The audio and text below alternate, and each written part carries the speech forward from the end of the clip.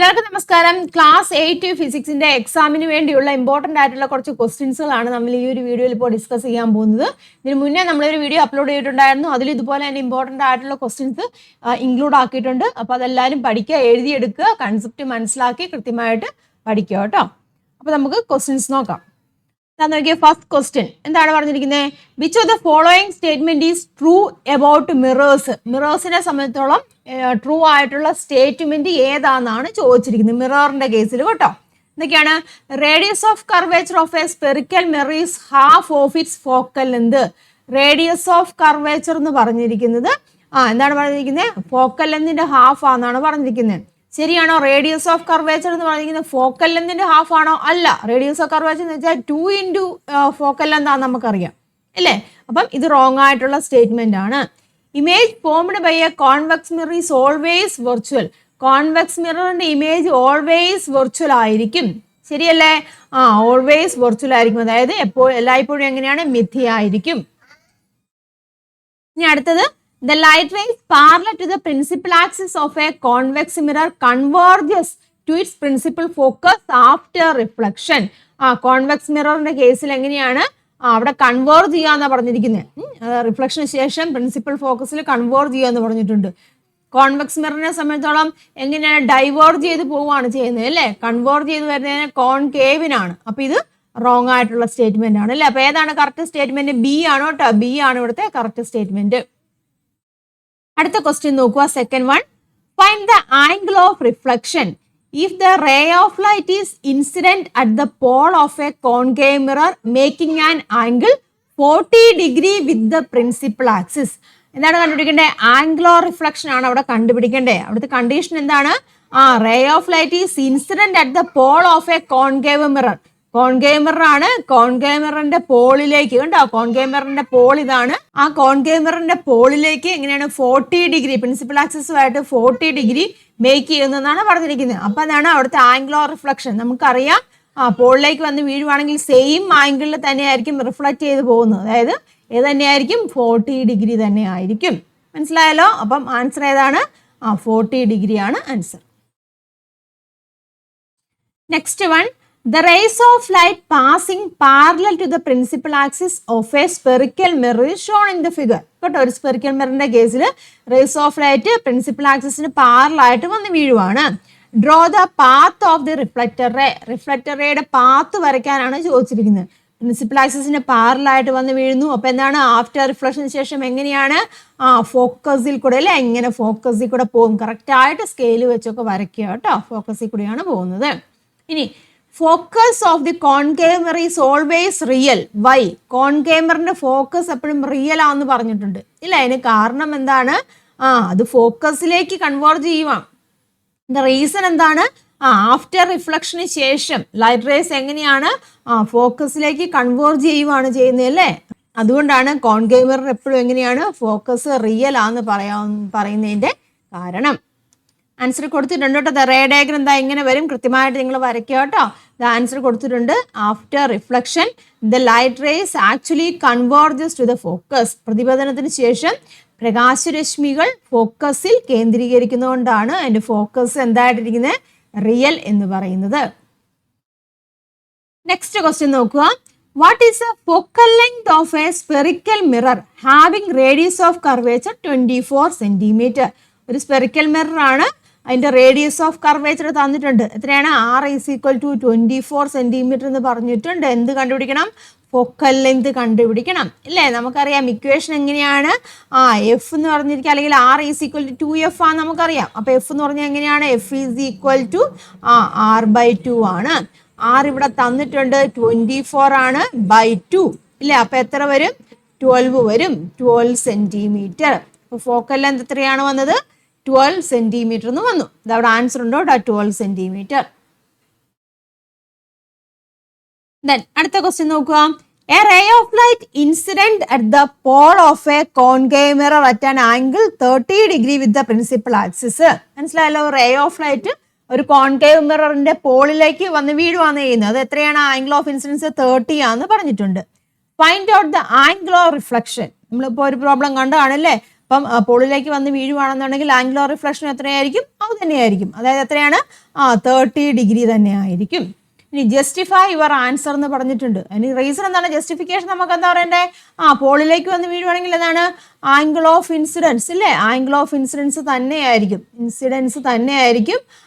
Angle of reflection എന്ന് പറയുന്നതും ഇല്ലേ? ആംഗിൾ ഓഫ് ഇൻസിഡൻസ് തന്നെയാണ് ആംഗിൾ ഓഫ് റിഫ്ലക്ഷൻ, അതായത് പോളിന്റെ കേസിൽ. ഇനി draw the ray diagram mentioned here. അപ്പൊ ഇതിന്റെ ഒരു റേ ഡയഗ്രാം വരയ്ക്കാനാണ് പറഞ്ഞിരിക്കുന്നത് കേട്ടോ. എങ്ങനെ വരും? നമ്മൾ കോൺകേവ് മിറർ കേട്ടോ, കോൺകേവ് മിറർ വരയ്ക്കാൻ നിങ്ങൾ കൃത്യമായിട്ട് സ്കെയിലൊക്കെ വെച്ച് വരയ്ക്കണം കേട്ടോ.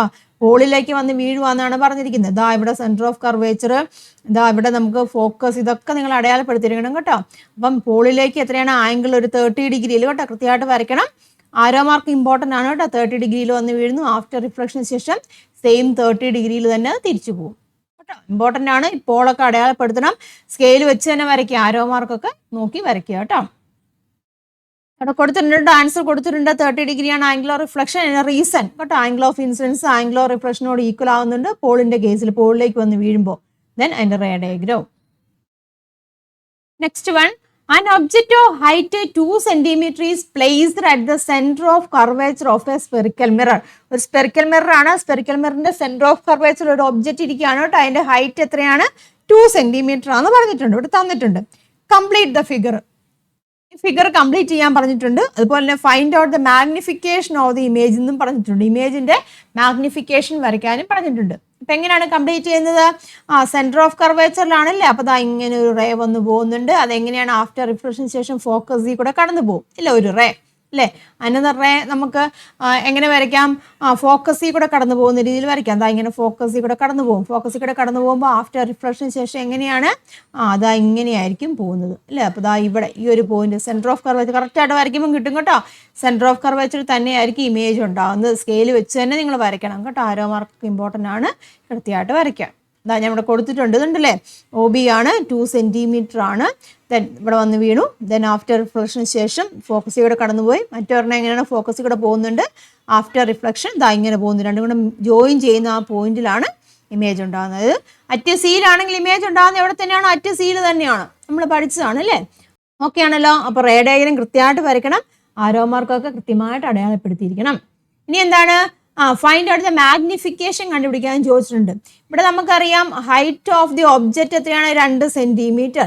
അപ്പം മറ്റ് സീലാവുകയാണെങ്കിൽ നമുക്ക് പഠിച്ചായിരുന്നു ഇല്ല, അറ്റ് സീൽ തന്നെ ഇമേജ് കിട്ടും ഇല്ല. അപ്പം ഇമേജിന്റെ ഹൈറ്റും എത്രയാണ്? സെയിം സൈസ് നമുക്ക് പഠിച്ചതാണ്. അപ്പം സെയിം സൈസാണ്, അതായത് 2 സെന്റിമീറ്റർ തന്നെയാണ് വരുന്നത്. മനസ്സിലായല്ലോ. പക്ഷെ താഴോട്ടായതുകൊണ്ട് നമുക്ക് സൈൻ കൺവെൻഷൻ റൂൾ അപ്ലൈ ചെയ്യണം. അതുകൊണ്ട് -2 എന്ന് എഴുതാം. ഈ മാഗ്നിഫിക്കേഷൻ ഇക്വേഷൻ എങ്ങനെയാണ്? M = HI/HO എന്നാണ് അല്ലേ. HI എത്രയാണ് വരുന്നത്? -2 വരും. HO 2 ആണ് വരുന്നത്. ദാറ്റ് ഈസ് ഈക്വൽ ടു -1 വരും. മാഗ്നിഫിക്കേഷൻ എത്രയാണ്? -1 ആണ് വരുന്നത്. ഈ മൈനസ് ഒക്കെ ഇടാൻ മറന്നു പോയല്ലോ. താഴെ X ആക്സിന് താഴോട്ടാണെന്നുണ്ടെങ്കിൽ അത് -ആയി ഇട്ടിരിക്കണം. എന്നിട്ടേ പ്രോബ്ലംസ് ചെയ്യാൻ തുടങ്ങാവുള്ളൂ. Next one, explain how magnetic trains move without wheels and friction. Magnetic trains ഉണ്ടല്ലോ, മൂവ് ചെയ്യുന്നുണ്ട്, വീൽസോ അല്ലെങ്കിൽ ഫ്രിക്ഷനോ ഒന്നും ഇല്ലാതെ മൂവ് ചെയ്യുന്നത് നമുക്കറിയാം. അതിന് കാരണം എന്താണ്? അത് എങ്ങനെയാണ് മൂവ് ചെയ്യുന്നതെന്നാണ് അവിടെ അത് എക്സ്പ്ലെയിൻ ചെയ്യാനാണ് പറഞ്ഞിരിക്കുന്നത്. നമുക്കറിയാം മാഗ്നറ്റിക് ട്രെയിനിന്റെ കേസിൽ എങ്ങനെയാണ്? ഫോഴ്സ് ഓഫ് അട്രാക്ഷൻ അല്ലേ. ഒന്ന് ഫോഴ്സ് ഓഫ് അട്രാക്ഷൻ അല്ലെങ്കിൽ അതുപോലെ തന്നെ റിപ്പൽഷനും ഇല്ല, അട്രാക്ഷൻ അല്ലെങ്കിൽ റിപ്പൽഷൻ ഉണ്ട്. അപ്പൊ എന്ത് സംഭവിക്കുന്നുണ്ട്? അതിന് ഫലമായിട്ട് ട്രാക്സിൽ നിന്നും അതിനെ പുള്ളി ചെയ്യും ഇല്ലേ. ട്രെയിനിനെ പുള്ളി ചെയ്തിട്ടാണ് മൂവ് ചെയ്യുന്നത്. അവിടെ കൊടുത്തിട്ടുണ്ട്, the force due to the attractive and repulsive force of the electromagnets arrange that the train and the tracks pull the train forward. തീവണ്ടിയിലെയും പാളത്തിലെയും വൈദ്യുതകാന്തങ്ങൾ തള്ളുകയും വലിക്കുകയും ചെയ്യുന്ന ബലം സൃഷ്ടിക്കുകയും അത് തീവണ്ടിയെ മുന്നോട്ട് നയിക്കുകയും ചെയ്യുന്നുണ്ട്. മാഗ്നറ്റിക് ട്രെയിനിന്റെ വർക്കിംഗ് അത് എക്സ്പ്ലെയിൻ ചെയ്താൽ മതി. നെക്സ്റ്റ് ക്വസ്റ്റ്യൻ നോക്കുക. Make A list of the statements below as appropriate. കുറച്ച് സ്റ്റേറ്റ്മെന്റ് ഉണ്ട്, അത് ലിസ്റ്റ് ചെയ്യാനാണ് പറഞ്ഞത്. സോഫ്റ്റ് അയണിന്റെ കേസിലും സ്റ്റീലിന്റെ കേസിലും ലിസ്റ്റ് ഔട്ട് ചെയ്യാനാണ് പറഞ്ഞിരിക്കുന്നത് കേട്ടോ. ആദ്യമേ നോക്കാം. The ability to retain magnetism acquired is very low. അതായത് മാഗ്നറ്റിസം അക്വയർഡ് ചെയ്യാനുള്ള എബിലിറ്റി ഉണ്ടല്ലോ, അതുപോലെ തന്നെ അത് റിറ്റെയിൻ ചെയ്യാനുള്ള എബിലിറ്റി ഉണ്ടല്ലോ, അതെങ്ങനെയാണ്? വെരി ലോ ആണ്. ആർക്കാണ്? സോഫ്റ്റ് അയൺ അല്ലേ. സോഫ്റ്റ് അയണ് അത് വളരെ കുറവാണ്. ഇനി it is not easily subject to magnetic induction. Magnetic ഇൻഡക്ഷനെ ഈസി ആയിട്ട് സബ്ജക്റ്റ് ചെയ്യാൻ പറ്റുന്നില്ല. അതേതിന്റെ കേസിലാണ്? സ്റ്റീലിന്റെ കേസിലാണ് അല്ലേ. Then susceptibility is very high. Susceptibility ആർക്കാണ് കൂടുതൽ? സോഫ്റ്റ് അയണിനാണ് കൂടുതൽ. Retentivity is very high. Retentivity ആർക്കാണ് കൂടുതൽ? സ്റ്റീലിനാണ് അല്ലേ? സ്റ്റീലിനാണ് റിറ്റൻറ്റിവിറ്റി കൂടുതൽ. അപ്പോൾ അത് ബോക്സിലാക്കി കൃത്യമായിട്ട് എഴുതുക കേട്ടോ. അവിടെ കൊടുത്തിട്ടുണ്ട് സോഫ്റ്റ് അയണിന്റെ കേസിൽ വരുന്നത് എഴുതുക, അതുപോലെ തന്നെ സ്റ്റീലിന്റെ കേസിലും വരുന്നതും ലിസ്റ്റ് ഔട്ട് ചെയ്ത് എഴുതുക. Next one, find out the reasons for the statements given below. Statements കൊടുത്തിട്ടുണ്ട്, അതിന്റെ റീസൺ എഴുതാനാണ് പറഞ്ഞിരിക്കുന്നത്. Fixing rubber suckers on polished surface. Polished സർഫസിൽ റബ്ബർ സക്കേഴ്സ് ഉപയോഗിച്ച് ഫിക്സ് ചെയ്യുന്നുണ്ടല്ലേ. അപ്പൊ അതെങ്ങനെയാണ് റബ്ബർ സക്കർ വർക്ക് ചെയ്യുന്നതെന്നാണ് ചോദിച്ചത്. അതിന്റെ റീസൺ നമുക്കറിയാം. റബ്ബർ സക്കർ എങ്ങനെയാണ് അത് സർഫസിൽ സ്റ്റിക്ക് ചെയ്യും. അതിന് കാരണം എന്താണ്? അതിലേക്ക് അറ്റ്മോസ്ഫിയറിക് പ്രഷർ ആക്ട് ചെയ്യുന്നുണ്ട്. സക്കറിലേക്ക് അറ്റ്മോസ്ഫിയറിക് പ്രഷർ ആക്ട് ചെയ്യുന്നുണ്ട്. അതുകൊണ്ടാണ് അത് അറ്റ്മോസ്ഫിയർ പ്രഷർ ആണ് കൂടുതൽ, അതുകൊണ്ടാണ് അത് ഫിക്സ് ചെയ്ത് അവിടെ നിൽക്കുന്നത്. ഇനി as mountaineers climb higher altitude there is a possibility of nasal bleeding. ഇല്ലേ, മൗണ്ട് ക്ലൈംബേഴ്സിന്റെ കേസിൽ എങ്ങനെയാണ്? മുകളിലോട്ട് പോകുന്തോറും നേസൽ ബ്ലീഡിങ് ഉണ്ടാവാനുള്ള ചാൻസ് ഉണ്ട്. ഹയർ ഓൾട്ടിറ്റ്യൂഡിൽ എന്താണ് സംഭവിക്കുന്നത്? അറ്റ്മോസ്ഫിയറിക് പ്രഷർ എങ്ങനെയാണ്? കുറവായിരിക്കും. അതായത് ബ്ലഡ് പ്രഷറിനേക്കാളും അറ്റ്മോസ്ഫിയറിക് പ്രഷർ കുറവായിരിക്കും. അപ്പൊ എന്താണ്? നമ്മുടെ ബ്ലഡ് വെസൽസ് ഒക്കെ പൊട്ടിപ്പോകാനുള്ള ചാൻസ് ഉണ്ട്. That is the reason. The answer എന്താണ്? The sucker sticks to the surface because the pressure of atmosphere acts on it. അതായത് സക്കറിന്റെ മുകളിൽ എങ്ങനെയാണ് അനുഭവപ്പെടുന്ന അന്തരീക്ഷ മർദ്ദം അല്ലെ? അന്തരീക്ഷ മർദ്ദം കൂടുതലായിരിക്കും. അപ്പൊ അതുകൊണ്ട് അവരെ ഫിക്സ് ചെയ്ത് നിൽക്കുന്നുണ്ട്. അപ്പൊ അല്ല ഹയർ ഓൾട്ടിറ്റ്യൂഡിലേക്ക് പോകുമ്പോൾ ഇങ്ങനെ അറ്റ്മോസ്ഫിയറിക് പ്രഷർ അവിടെ കുറയും അല്ലെ, ബ്ലഡ് പ്രഷർ അവിടെ കൂടും. അപ്പൊ അതിന്റെ ഫലമായിട്ട് അവിടെ പൊട്ടിപ്പോകാൻ ചാൻസ് ഉണ്ട്. ഉയരം കൂടുമ്പോൾ അന്തരീക്ഷ മർദ്ദം രക്തസമ്മർദ്ദത്തെക്കാൾ എങ്ങനെയാണ്? രക്തസമ്മർദ്ദത്തെക്കാൾ എങ്ങനെയാണ്? കുറയുവാണ് ചെയ്യുന്നത്. അതുകൊണ്ട് തന്നെയാണ് ബ്ലഡ് വെസൽസ് ഒക്കെ പൊട്ടിപ്പോകാനുള്ള ചാൻസ് ഉണ്ട്. അതുകൊണ്ടാണ് നേസൽ ബ്ലീഡിങ് ഉണ്ടാവുന്നത്. നെക്സ്റ്റ് വൺ, ഇവിടെ 2 പിക്ചേഴ്സ് തന്നിട്ടുണ്ട് അല്ലെ. ഫിഗർ 1ഉം ഫിഗറും 2ഉം ഇവിടെ തന്നിട്ടുണ്ട്.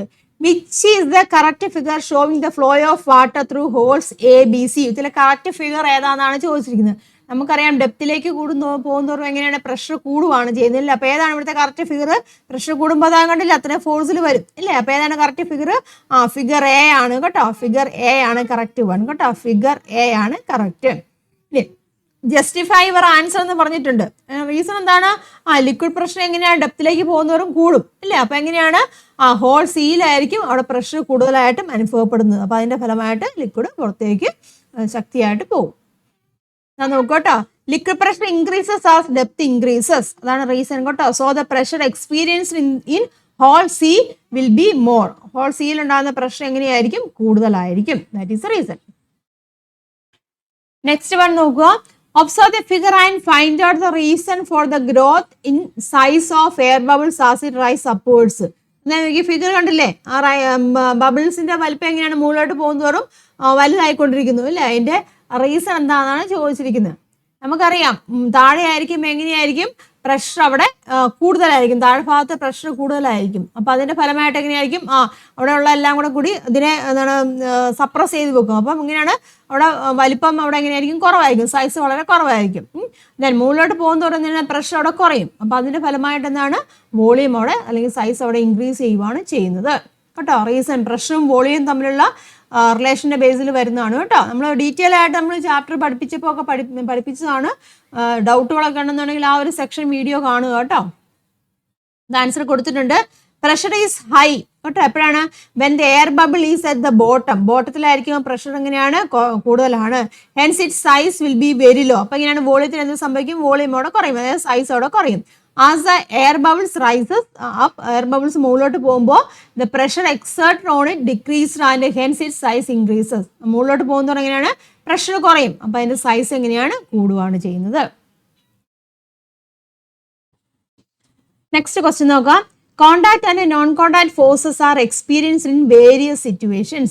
Two statements related to them are given below. Examine them and choose the correct answer.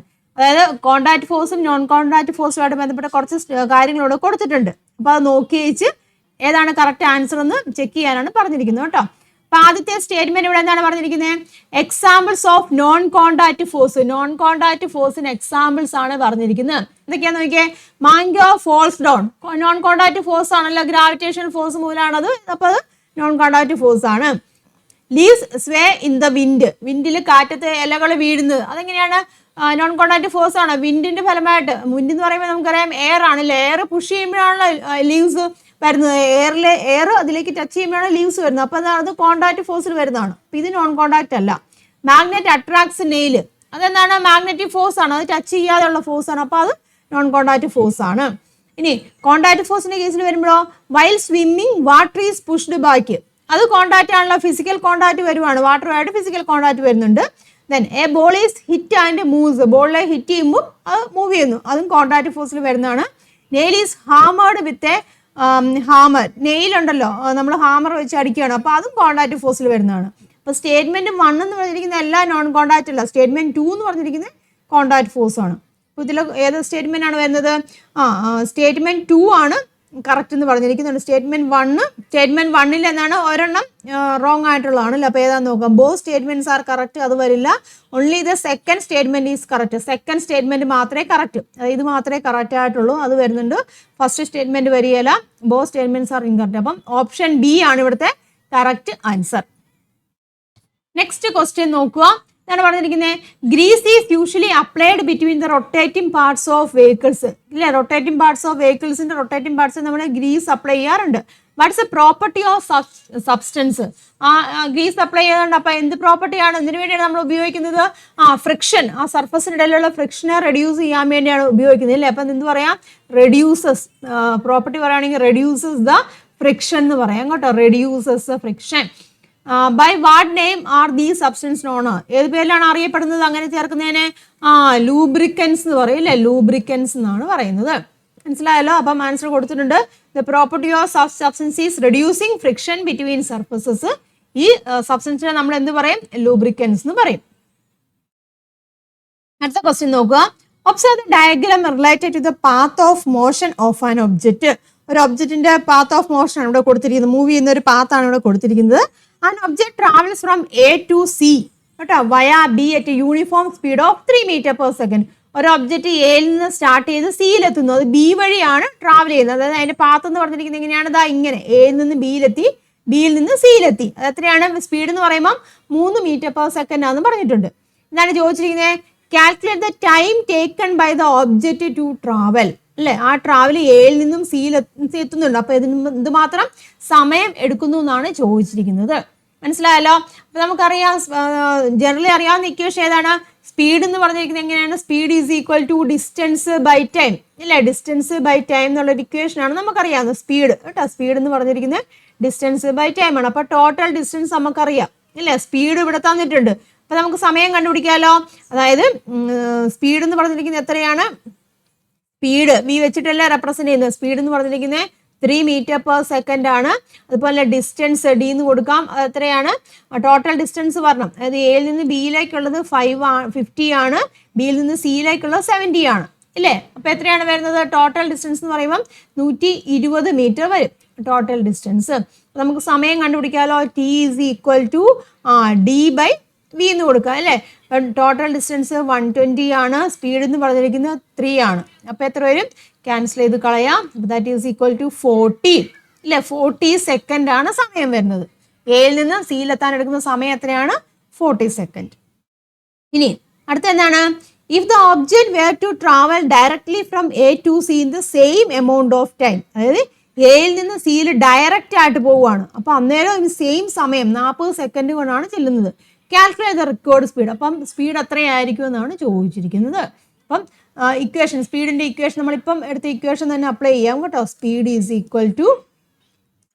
Equal to distance by time, അല്ലേ? അത് ഇക്വേഷൻ തന്നെയാണ്. ഡിസ്റ്റൻസ് എന്ന് പറഞ്ഞാൽ എത്രയാണ്? ഡയറക്റ്റ് ആണ്, അപ്പം 80 തന്നിട്ടുണ്ട്. സെയിം സമയം എന്നാണ് പറയുന്നത്, 40 ആണ്, ഇല്ലേ? അപ്പോൾ എത്ര സമയം എടുക്കുന്നുണ്ട്? ക്യാൻസൽ ചെയ്ത് കളയാം. എത്ര വരും? 2 വരും, അല്ലേ? അതായത് 2 meter per second സ്പീഡിലാണ് അതിവിടെ ട്രാവൽ ചെയ്യുന്നത്. എയിൽ നിന്നും ഡയറക്റ്റ് സിയിലെത്താൻ വേണ്ടി 2 meter per second സ്പീഡിൽ ട്രാവൽ ചെയ്തിട്ടാണ് എത്തുന്നത്. മനസ്സിലായല്ലോ? ദെൻ നെക്സ്റ്റ് ക്വസ്റ്റ്യൻ നോക്കുക. എന്താണ്? Observe the following list of quantities which includes both fundamental and derived quantities. ഇവിടെ കുറച്ച് ലിസ്റ്റ് വന്നിട്ടുണ്ട്, അതിൽ ഫണ്ടമെന്റൽ ക്വാണ്ടിറ്റീസ് ഉണ്ട്, ഡിറൈവ്ഡ് ക്വാണ്ടിറ്റീസ് ഉണ്ട്. From the given quantities identify and write the fundamental quantities. അപ്പോൾ ഇതിൽ നമുക്ക് ഫണ്ടമെന്റൽ ക്വാണ്ടിറ്റീസിനെ ഐഡന്റിഫൈ ചെയ്യാനാണ് പറഞ്ഞിരിക്കുന്നത് കേട്ടോ. ഫണ്ടമെന്റൽ ക്വാണ്ടിറ്റീസിനെ ഐഡന്റിഫൈ ചെയ്യാൻ. ഏതൊക്കെയാണ് ഫണ്ടമെന്റൽ ക്വാണ്ടിറ്റീസ്? ലെങ്ത് ഉണ്ട്, അല്ലേ? ലെങ്ത്, പിന്നെ ഏതാണ് വരുന്നത്? ലെങ്ത് ഉണ്ട്. പിന്നെ ഏതാണ്? ലൂമിനസ് ഇന്റൻസിറ്റി അല്ലേ? Luminous intensity, length, luminous intensity. പിന്നെ ഏതാണ്? ടൈമും ഉണ്ട്, മാസും ഉണ്ട് അല്ലേ? ടൈം, മാസ്, ഇതെല്ലാം എന്താണ്? ഫണ്ടമെന്റൽ ക്വാണ്ടിറ്റീസ് ആണ്. ഇനി what is the difference between fundamental quantities and derived quantities? Fundamental ക്വാണ്ടിറ്റീസും ഡിറൈവ്ഡ് ക്വാണ്ടിറ്റീസും തമ്മിലുള്ള വ്യത്യാസം എഴുതാൻ. ഫണ്ടമെന്റൽ ക്വാണ്ടിറ്റീസ് നമുക്കറിയാം ബേസിക് ക്വാണ്ടിറ്റി ആണ്. അത് മറ്റ് ടേംസിന്റെ രീതിയിൽ നമുക്ക് റെപ്രസെന്റ് ചെയ്യാൻ പറ്റൂല. ഡിറൈവ്ഡ് ആണെങ്കിൽ എങ്ങനെയാണ്? ഫണ്ടമെന്റൽ ക്വാണ്ടിറ്റീസ് കമ്പൈൻ ചെയ്തിട്ടാണ് നമുക്ക് ഡിറൈവ്ഡ് ക്വാണ്ടിറ്റീസ് ഉണ്ടാക്കുന്നത്. ആൻസർ കൊടുത്തിട്ടുണ്ട്. ഡെഫിനിഷനും ഒരു എക്സാമ്പിൾ വെച്ച് എഴുതി വെച്ചാൽ മതി കേട്ടോ. Basic physical quantities that cannot be expressed in terms of other quantities, അതാണ് ഫണ്ടമെന്റൽ ക്വാണ്ടിറ്റി. 2 എക്സാമ്പിൾ എഴുതുക. പിന്നെ ഡിറൈവ്ഡ് ക്വാണ്ടിറ്റീസ് എന്ന് പറഞ്ഞാൽ എന്താണ്? Quantities that are obtained by combining fundamental quantities using mathematical relation, that is derived quantities. അതിന് എക്സാമ്പിൾസും എഴുതുക. Okay ആണല്ലോ. അപ്പോൾ നമ്മൾ കുറച്ച് ക്വസ്റ്റ്യൻസ് ആണ് ഡിസ്കസ് ചെയ്ത്. ഇതെല്ലാം ഇമ്പോർട്ടൻ്റ് ആയിട്ടുള്ള ക്വസ്റ്റ്യൻസുകളാണ്, അല്ലെങ്കിൽ ഇതേ പാറ്റേണിലുള്ള ക്വസ്റ്റ്യൻസുകളൊക്കെ ചോദിക്കാൻ ചാൻസ് ഉള്ളതാണ്. എഴുതിയെടുക്കുക, കൃത്യമായിട്ട് കോൺസെപ്റ്റ് മനസ്സിലാക്കി തന്നെ പഠിക്കുക കേട്ടോ. അപ്പോൾ ഇതുപോലെയുള്ള മറ്റൊരു വീഡിയോ ആയിട്ട് നമുക്ക് വീണ്ടും കാണാം. അപ്പോൾ എല്ലാവരും നല്ലോണം പഠിക്കുക. മാക്സിമം നിങ്ങളുടെ ഫ്രണ്ട്സിലേക്കും വീഡിയോ ഒന്ന് ഷെയർ ചെയ്യുക കേട്ടോ. അപ്പം എല്ലാവർക്കും നന്ദി, നമസ്കാരം. താങ്ക്